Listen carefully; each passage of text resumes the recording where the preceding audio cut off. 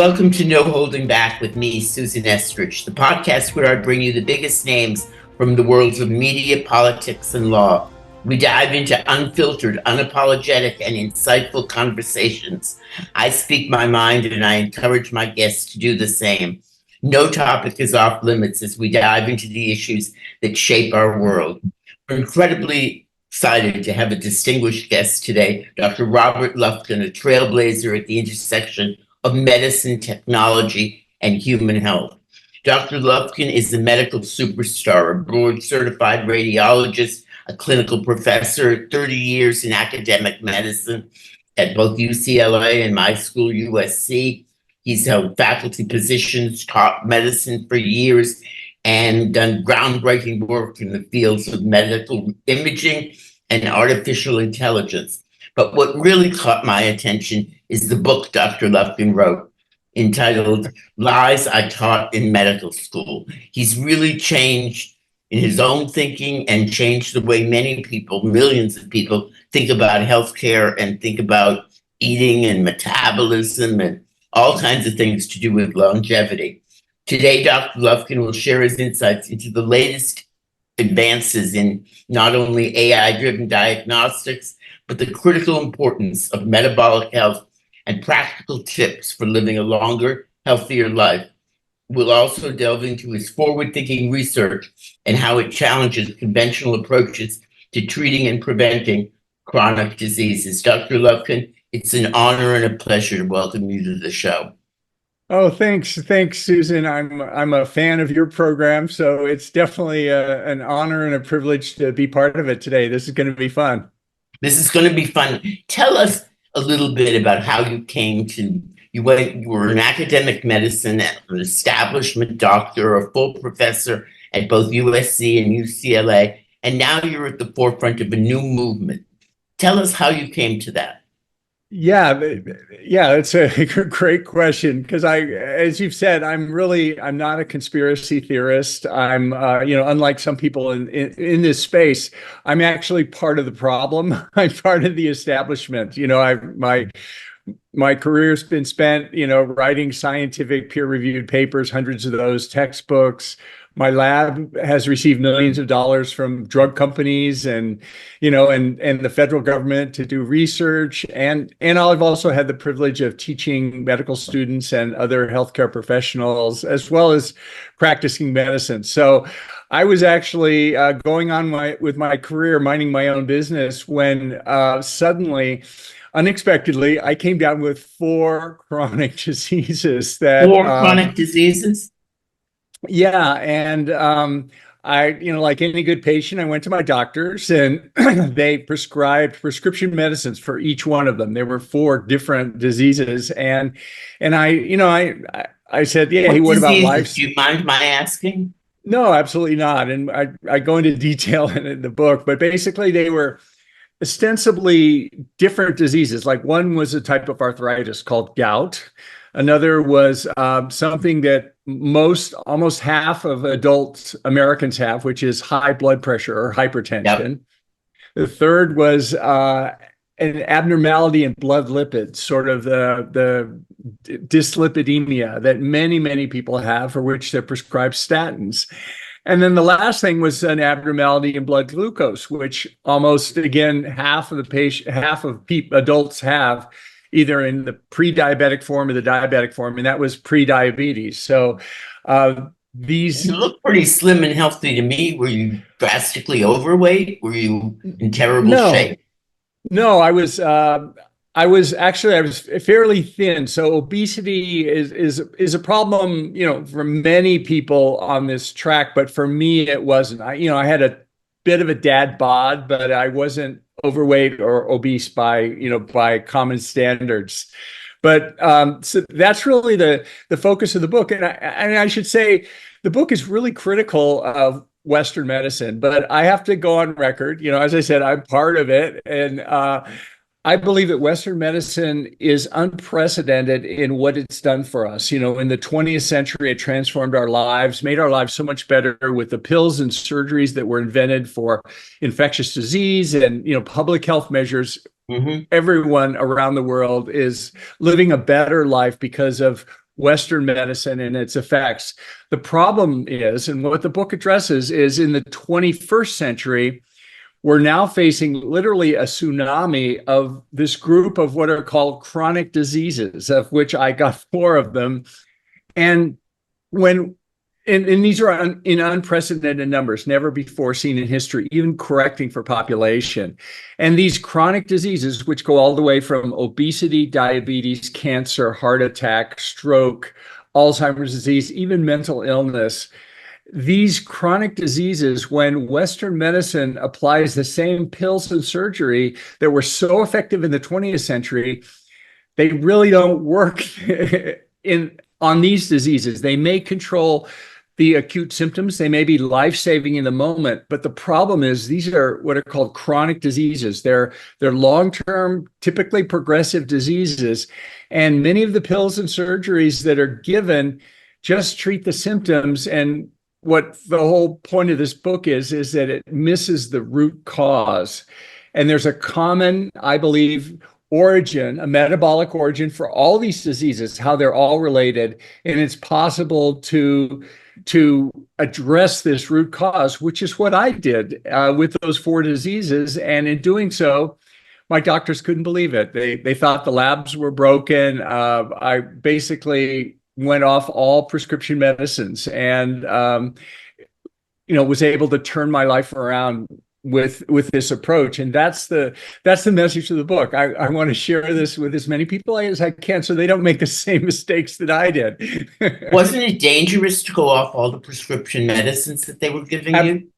Absolutely. Any prescription medicine should only be adjusted with the agreement of your prescribing physician or healthcare provider. So absolutely, I'm not recommending anyone stop their medicines. But what I'm going to say is that adopting the strategies in this book, the medicines for many of these diseases can be reduced, or in some cases even eliminated completely. And that's the power of this. It's possible in some cases to reverse these chronic diseases where you don't need any medicines at all. And that's the really exciting part about this.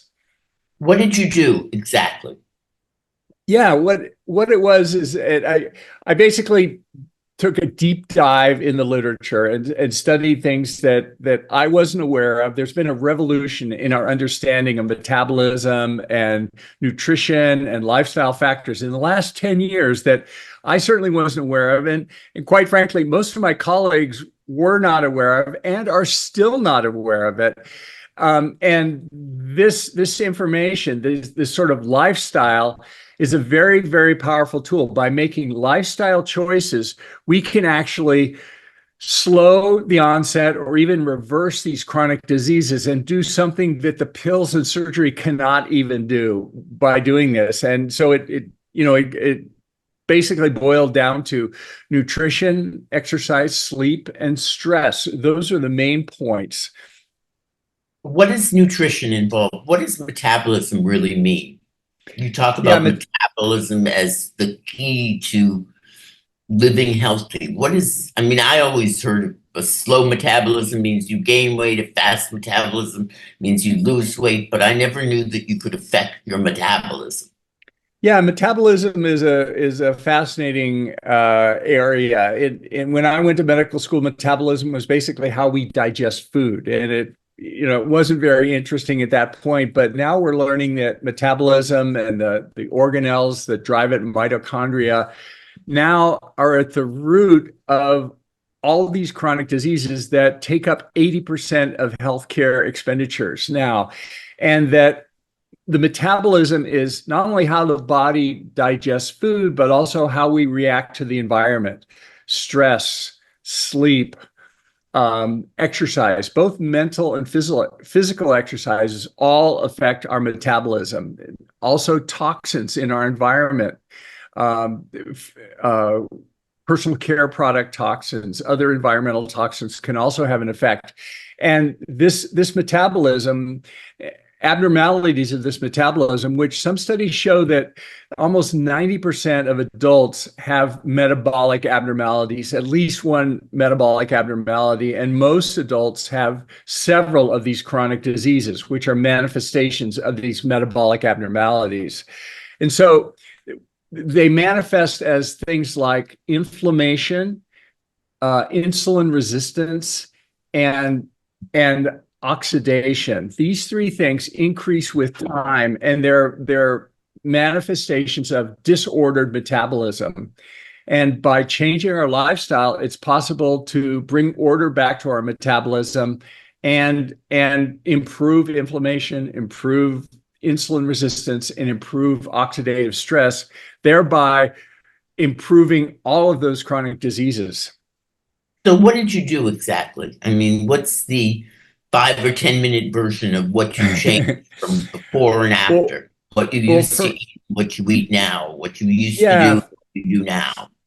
First of all, nutrition is arguably one of the most important things because food is a medicine that most of us take every single day of our lives. So it has a big effect. And the first thing I did without changing what I ate was to change when I ate. My mom was a dietitian and she was following the standard recommendations, and she told us to eat many small meals throughout the day Right. and That's what they snack tell you to frequently. do. Protein every 2 hours, that sort of thing. Yeah, so the first thing I did was I cut out between meal snacks and I basically narrowed the eating window. This has numerous benefits. It decreases inflammation and improves metabolic health by just giving our gut a rest. As we talk about in the book, I don't believe it's healthy to eat all the time, and snacking is one of the drivers of metabolic dysfunction. So the first thing I did was narrowed the window when I ate. When do you eat? I narrowed it to where I stopped between meal snacks, and then I went even further. And everybody doesn't have to do this, but for me, it worked. So I skip breakfast now, and most days I skip lunch too. So I basically have one meal a day when my children have come home from on the bus, and we have dinner together. And that for me, that's the best. My mind is clear. I don't have brain fog like I used to when I was snacking all day. So that was the big step. The other step is not only when you eat, but what you eat. And there's an unholy trinity of three things. And if you remove those from your diet, that's really the key to metabolic health. And these three foods, as Robert Lustig, who's a guest on this show before that you mentioned, a colleague and friend, junk food drives metabolic dysfunction. The three things in junk food, or the three things to avoid in food, are simple. Avoid refined carbohydrates, which means sugar and starches. Those drive insulin resistance and metabolic dysfunction. I also stopped processed seed oils, things like What's that? canola. There are things like canola oil, vegetable oil, rapeseed oil, corn oil that are actually heavily processed, and they are high in omega-6 fatty acids, and they drive inflammation and oxidation through our body. And they're very harmful. Unfortunately, they're in almost every salad dressing. They're in mayonnaise. They're in all junk foods practically. And virtually all fried foods around the world are now fried in these toxic seed oils. So I avoided those. And the last part of the trinity is processed grains. Now, some people have something called celiac disease, which is an allergy to gluten that your audience may have heard of. I don't have that, but I believe that a large percentage of adults actually have a low-grade allergy to, if not gluten, to other proteins that are present on the grain. And this drives a low-grade inflammation that can manifest as oxidation, insulin resistance, and all these drivers of metabolic dysfunction. And if that's not enough, grains today in the United States are bathed in a weed killer called glyphosate, which is outlawed around the world in 35 countries because of its relationship to causing cancer. And finally, So Most what is grains. it? How do you get exposed to that? I've never heard of that. I mean, to be honest. Glyphosate is a product made by Monsanto Corporation. It's called Roundup. It's a weed killer that most grains are literally soaked in the United States. It's By part of the grains, you process. mean like rice and pasta and stuff like that? I mean, yeah, like wheat, corn, these sorts of things. So that's another reason to avoid them. And then grains are high in carbohydrates. They're high in refined carbohydrates, typically flour, sugar, starches, which also drive inflammation. So by eliminating those three things primarily, you get rid of most all the junk food in your diet, which is a great way to being healthy. So that was a step for me as far as what I ate and when I ate. So what do you eat? What's a typical dinner for Dr. Lufkin? Well, if I just exclude those, there's still a lot of things to eat. My growing up with my mom as a dietitian, we were afraid of saturated fats, which now has been debunked. But we avoided eating butter because of saturated fat, and we replaced it with margarines, which are full of toxic trans fats and seed oils, which is like the Mhm. worst thing you can do. So now I go back, I can eat butter, I can eat salads, I can have a salad dressing as long as it's made with avocado oil or olive oil instead of the toxic seed oils.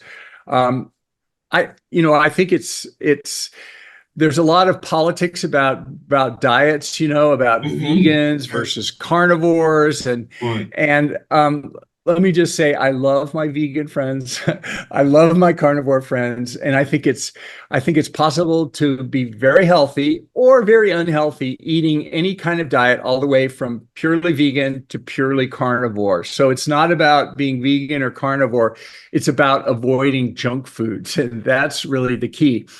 I mean, I think it's more challenging to be a vegan and get all your macronutrients because it's just harder with eating plants. And also, there's a lot more plant junk food. Most junk food is plant-based, although there are some animal-based junk foods, but still, it's not about vegan or carnivore. It's about eliminating junk foods and eating real whole foods from your diet. So for me, it would be there's a great quote. Somebody said that most of us would be much healthier if we avoided eating anything that wasn't available to our grandparents. And that's really true if you think about it. So what do you think? They tell me what that means in Oh, practice. well, it means Because I'm sure I basically, do everything wrong. I have all the no. diseases you have. Well, things without an ingredient list. So basically, avoid the center of the supermarket. That's where the junk food is.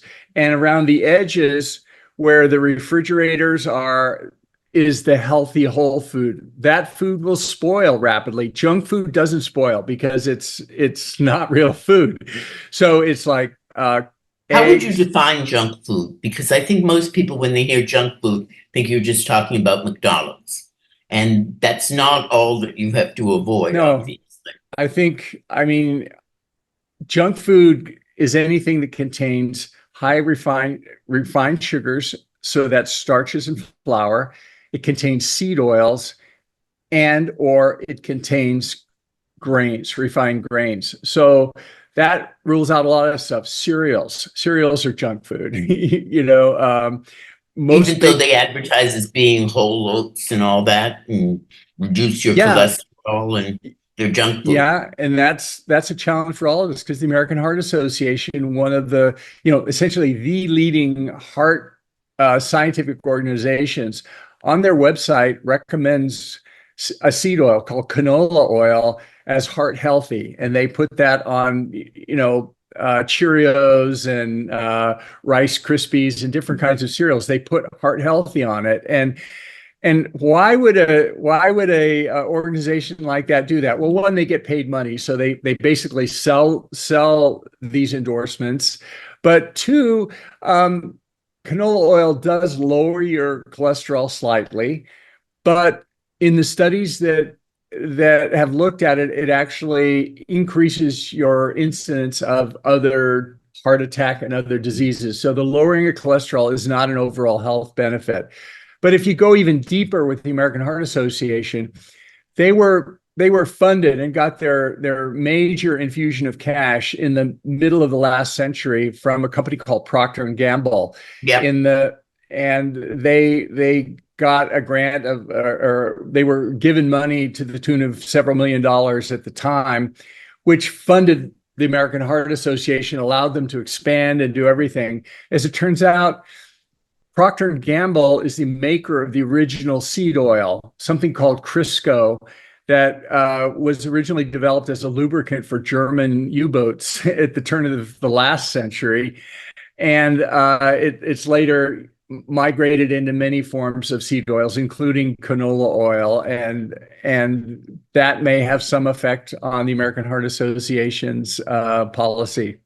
But it's complex, and what are we to do when we see so many differing opinions from what should be trusted sources about what to eat? It's very confusing.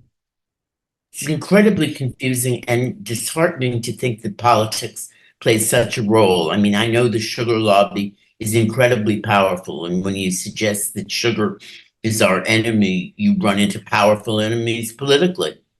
Yeah, yeah. And in the book, we talk about a famous a couple incidences where the Harvard School of Nutrition scientists who wrote in the 20th century to discredit the theory that sugar causes heart disease, and they supported the fact that saturated fat causes heart disease, and they were paid large amounts of money by the Sugar Foundation, and this was not disclosed. It only came out in like 2016 when it was revealed, and this, of course, is academic misconduct, and it's wrong for all sorts of reasons. But we can imagine these things going on. The food pyramid, your audience may be familiar with, was something that was developed by our government as the policy for what to eat. It's a pyramid, and the bottom row is what you're supposed to eat the most of, and then the top you eat occasionally. And that was used to inform basically our policies of what our school children eat at school, and what the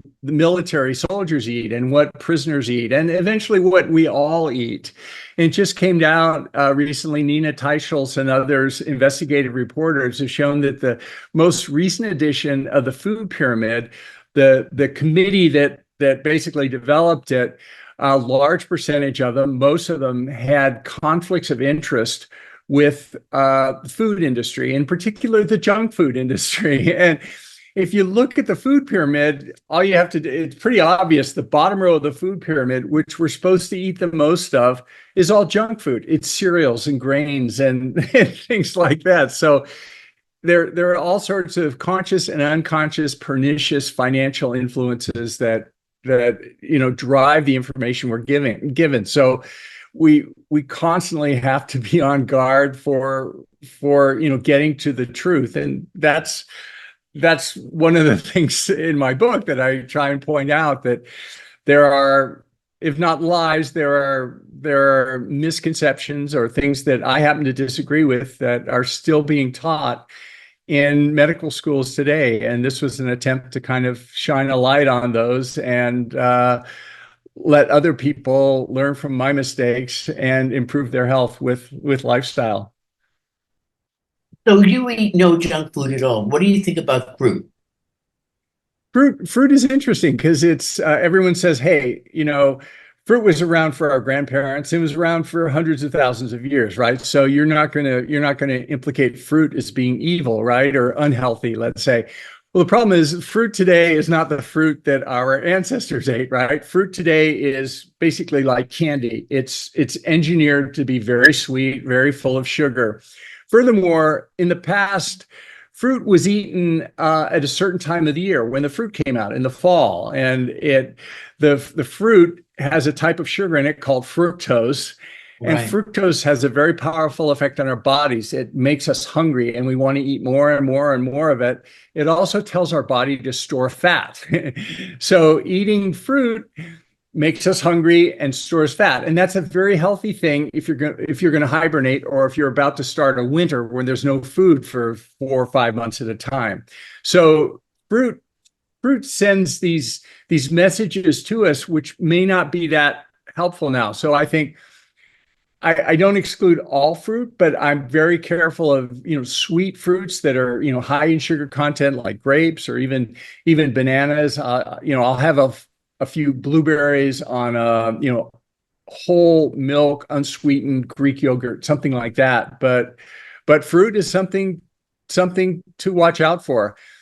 And of course, the high fructose corn syrup, which is a sort of Frankenstein food that was developed in the 1980s from corn, now is present in all the sodas, and basically most of the junk foods have this high fructose corn syrup in it as well. So we're getting a lot of fructose whether we eat fruit or not, and it has these unhealthy effects on our body.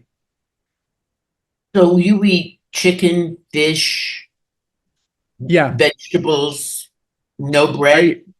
I eat red meat. Yeah, I mean, don't get me wrong. I love baked foods. I love bagels. I love, cakes and So do cookies, I all love that stuff. bagels. There's only one thing I love more, and that's my children, and I want to see them grow up. And for me, it's worth it. It's worth the trade-off. And, after a while, you get away from it. You lose the urge for it. It's like any sort of habit. You reprogram my mind. So I eat beef, I eat meat. I'm not a carnivore. I'm not a vegan. I used to be a vegan for a while, but so I eat a blend of all different foods, but I exclude the grains, I exclude the refined sugars and starches, and I exclude the seed oils. Basically, anything else is good to go. Eggs, avocados, Brussels sprouts, all anything else in the menu. I've heard doctors say that the reason they have to prescribe so much medicine is because people can't stick to the diet you are talking about, that, they won't be compliant, they can't stick to it, and so they have to take pharmaceuticals instead. Is that the pharmaceutical industry selling us a bill of goods, or have you found in your practice that that's true? I think there's some truth in it, and I admit, I mean, as a patient, part of the problem is with patients. Myself and most patients. Hey, I'd rather have a pill to fix my symptoms than get a lecture about what I should eat and how I need to exercise more or do something like that, right? We'd all rather have a pill or even the surgery than have to change my lifestyle, because changing your lifestyle, it's a big deal. You change who you are, literally. And that's fine. The problem is, and what I think the message isn't getting out, is these pills and surgeries for these chronic diseases may be life-saving in the short term. In other words, they may save your life in the moment if you're a diabetic and your glucose is very high, but giving insulin will do that. But staying on insulin and other drugs for these chronic diseases, it doesn't reverse or slow down many of the chronic effects of them, which, unlike lifestyle, actually does that. So if I change my lifestyle, I will actually slow the progression of the diseases. Example is diabetes. If I'm a type 2 diabetic, which, half the population is approaching that now, type 2 diabetes, if I go to my doctor, they will prescribe pills and insulin for me to take care of me, and those will keep me from dying. But the disease, many of the complications of type 2 diabetes will continue to progress, even being managed with tight glucose control with insulin. What are the complications? Amputations. The number one cause of surgical amputations is diabetes. Number one cause of blindness is diabetes. Number one cause of renal failure is diabetes. Heart disease, stroke, cancer, Alzheimer's disease is called type 3 diabetes. Mental illness is related to diabetes. So all of these complications, many of them will continue to manifest while we think we're controlling it with the pills and surgery. On the other hand, if instead of doing pills and surgery, if we admit that diabetes is a problem of carbohydrate toxicity, which it is, and most people will admit that. In other words, eating carbohydrates drives type 2 diabetes. Carbohydrates, as your audience probably knows, is one of three food groups, right? There are two essential ones, fat and protein, which will die if we don't eat those. But carbohydrates actually are unnecessary. You don't need to eat any carbohydrates and you'll be fine. Why So do they say, why do people carbo load before they, do a marathon, or they say you need carbohydrates to get energy? Is that not yeah, true? it's a misconception where, that glucose is the only way to get energy. And actually, when you're on a low carbohydrate diet, your metabolism switches from primarily glucose metabolism to something called ketone metabolism or fat metabolism, where you're literally burning fat. And this ketosis and ketone metabolism is actually a very efficient way to, it's actually even more efficient in some ways than glucose metabolism is. So I believe that's based on a misconception now. And interestingly, now there are races and athletic events where people are performing them in a fasted state. In other words, where they're doing the opposite of carbo loading. They're not eating carbs, and they're doing very well at them and performing very well. Do you believe in, I know a keto diet is very popular. I was mentioning to you before we went on the air that I've just lost a close friend who went on a carnivore diet. He ignored his doctors who told him he had blockage and cholesterol too high and that he needed to take medicine. He thought he would solve everything by being in ketosis all the time and eating large amounts of red meat. And he died of a heart attack in the night at 63 with no symptoms. And his wife blames the diet he went on. Is that fair? It's probably not fair because, well, one, we don't know enough about him. What was his calcium score beforehand? He may have had, I mean, he presumably had heart disease prior to the diet, but we don't know that. With an N of one, it's very difficult to say. There are a number of causes that could have caused that.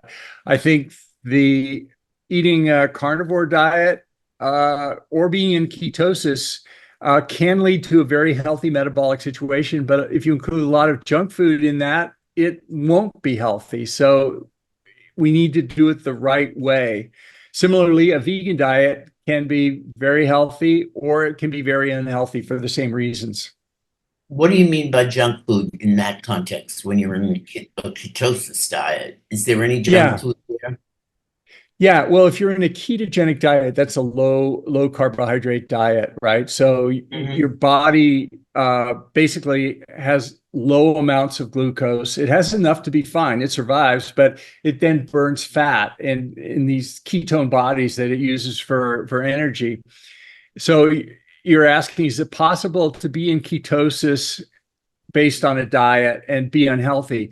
Yeah, it is, because you could still be eating seed oils, which are pro-inflammatory, and you may be in ketosis, but if you're eating a lot of seed oils, that can be driving insulin resistance and other things. Furthermore, if you're eating a lot of grains, um, depending on how much grain you eat, because they have carbohydrates, but assuming you stay in ketosis, you're going to have negative effects from the grains unrelated to the ketosis. In other words, you have an allergic reaction, a low-grade inflammation to the proteins, and that can be problematic.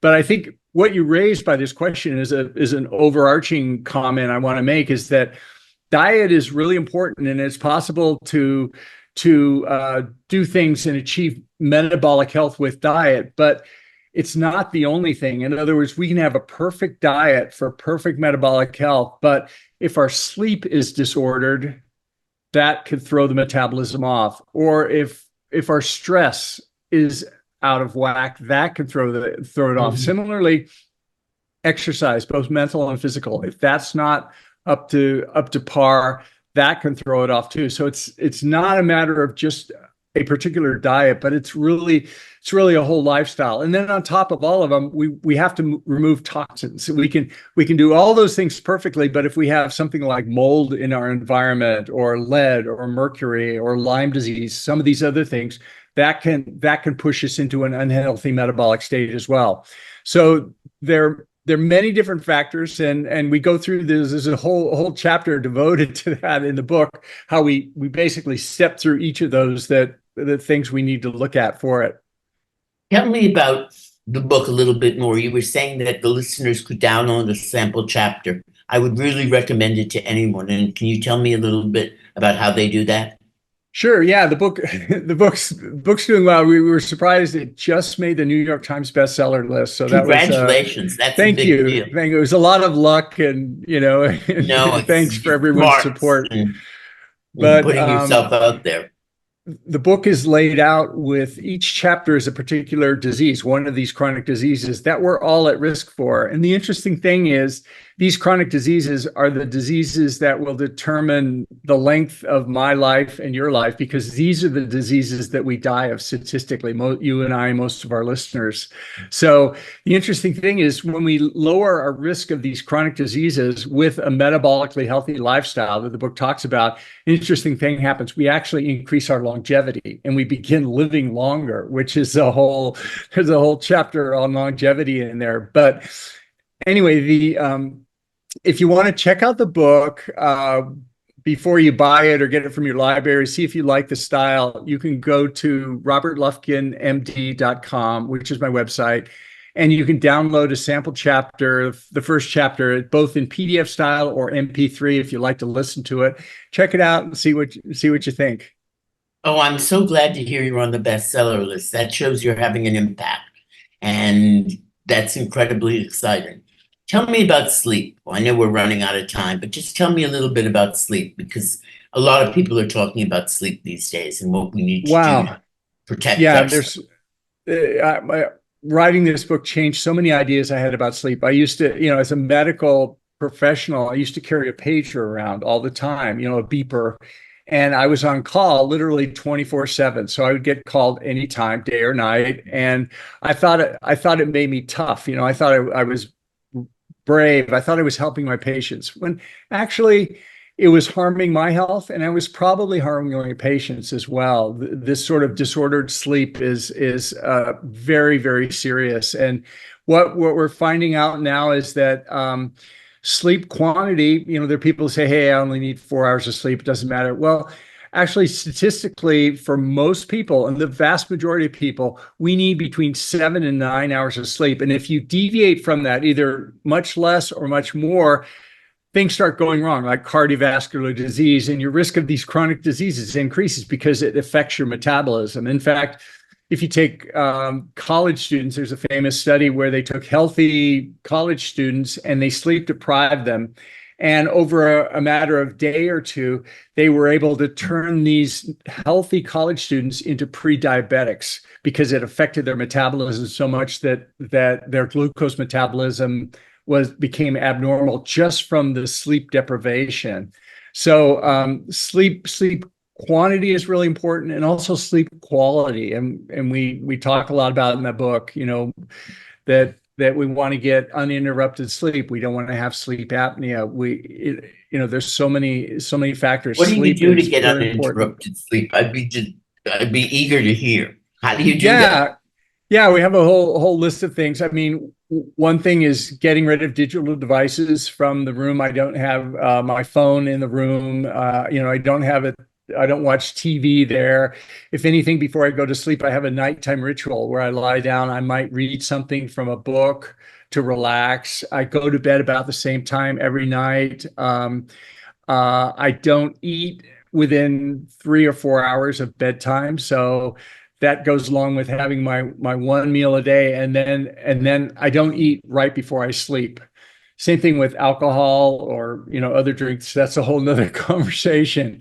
But Yeah. there are things we can do with sleep that help us have a healthy sleep. There's sleep trackers that we talk about.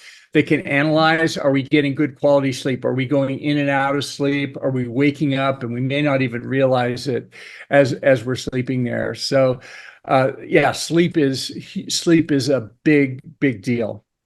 Let me ask you one last question. Have you gotten pushback? You're out there taking on the medical profession, you're taking on the pharmaceutical industry, you're taking on the sugar lobby, the fast food lobby. You're taking on a lot of very powerful forces in our political system. Have you gotten pushback, and how do you deal with it?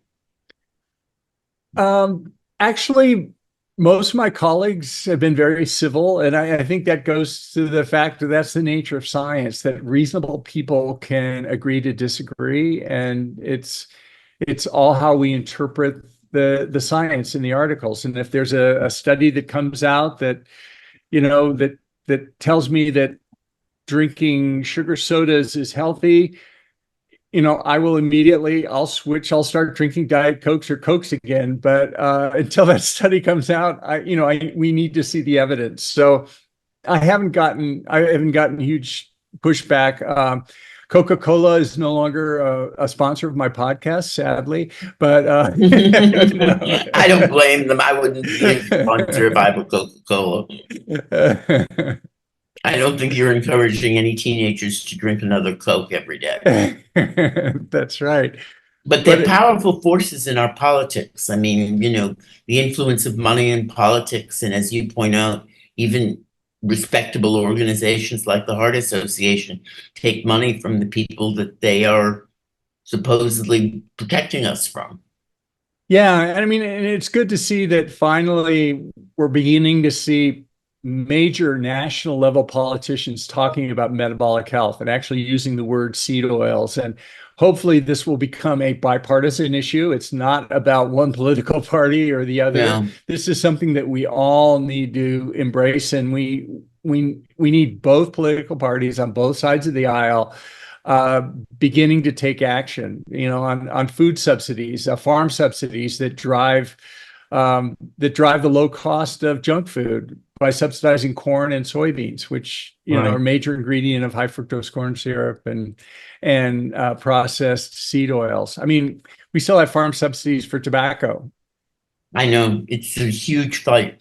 Dr. Lufkin, it has been such a pleasure to talk to you. You've been listening to No Holding Back with me, Susan Estridge. I want to take this moment to thank Dr. Robert Lufkin and to plug his book one more time, because it's such an important book. And go to his website. Tell me again, robertlufkinmd.com, right? Correct. Okay. And you can download a free chapter and read more about how to stay healthy and get healthy and, the food revolution. If you enjoyed the show, make sure to subscribe so you never miss an episode. You can listen to us on Apple Podcasts, Spotify, or wherever you get your podcasts. You can also watch every episode over on our YouTube channel. Please leave a rating and review. We always want ratings and reviews. And tell your friends. It's really helped us reach more listeners. Follow us on X at No Holding Back FM. And for my weekly column, visit our website, estridgegolden.com. Thank you so much for listening, and I'll see you next time on No Holding Back.